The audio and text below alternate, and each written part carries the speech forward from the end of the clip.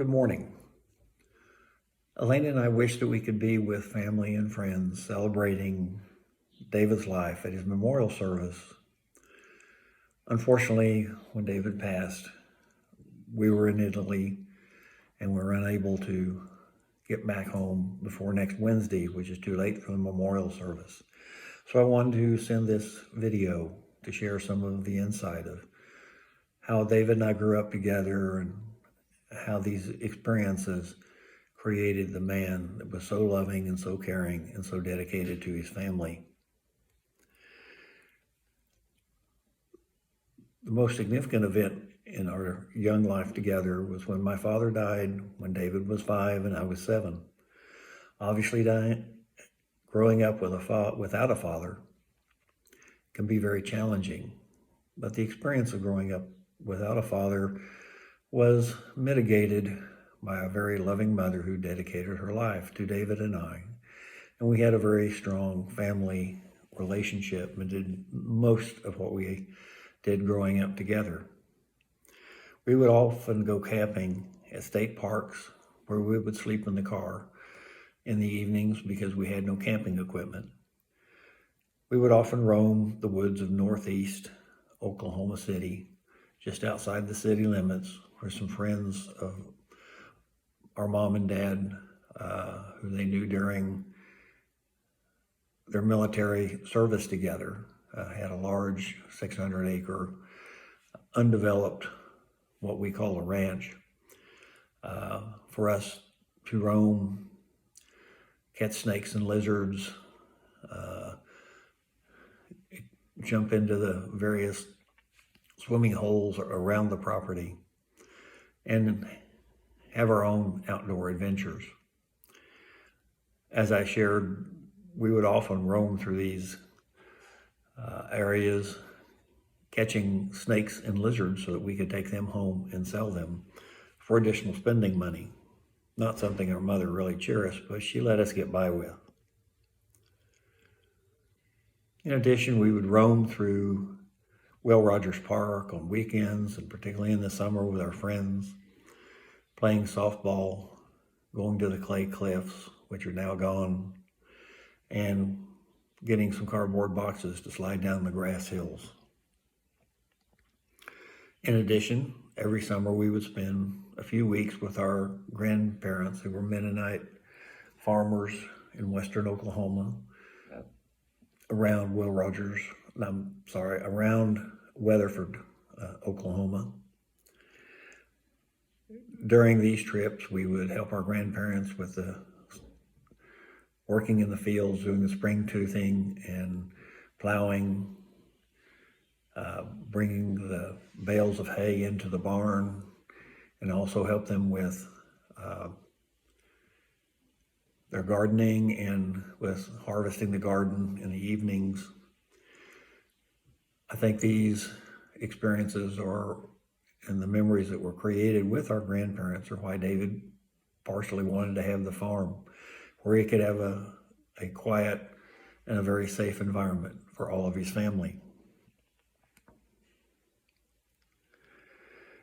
David and I grew up living many outdoor adventures with a lot of family love, but we were also expected to take care of each other and to protect each other, because our mom shared that she could not always be there for us. So we looked after each other, David and I. I think these experiences are a lot of what shaped David. He was 100% dedicated to his family, and the family was his number one priority, even when it came to work decisions. In all areas of his life, the family came first. I remember when David and Carol had their opportunities to adopt each of their children. Very exciting times for them. They were thrilled with the opportunity and completely dedicated to each child that came into their life, which were their greatest blessings.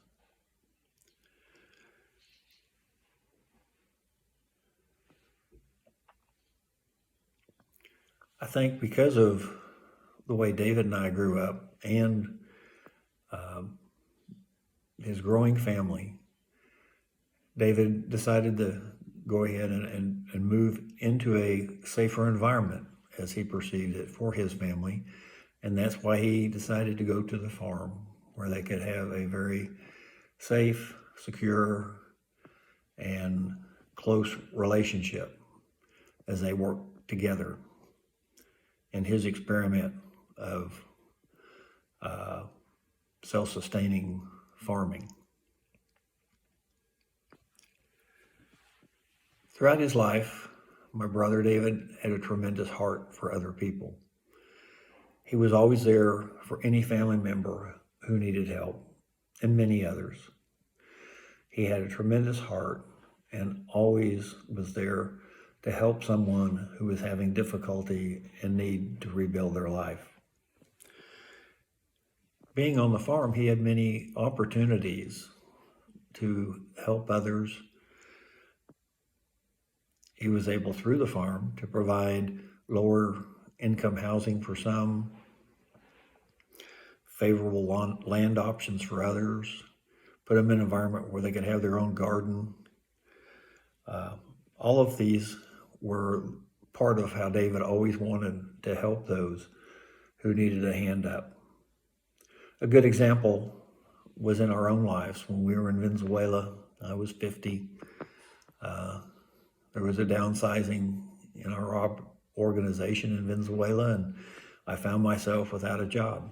When David found out about our situation, I got a call from him very quickly. He shared that there was always room for us on the farm, and he already had a dome waiting and ready for us. This is who David was, always there to help those who needed a hand up. This is who my little brother was, a loving husband, father, brother, friend, a follower of Jesus, always reaching out to help those in need. My little brother was truly my best friend, and I will miss him dearly. But I think we can say of David that 2 Timothy 4:7-8 definitely applies to his life. I have fought the good fight. I have finished the race. I have kept the faith. Now there is in store for me the crown of righteousness. I know that my little brother is now comfortable in heaven with his Lord, with Jesus Christ. I will miss him until I join him there, but I look forward to that time in the future when we will be together again. Thank you for allowing me to share these thoughts, these observations. May God bless all of you. Thank you.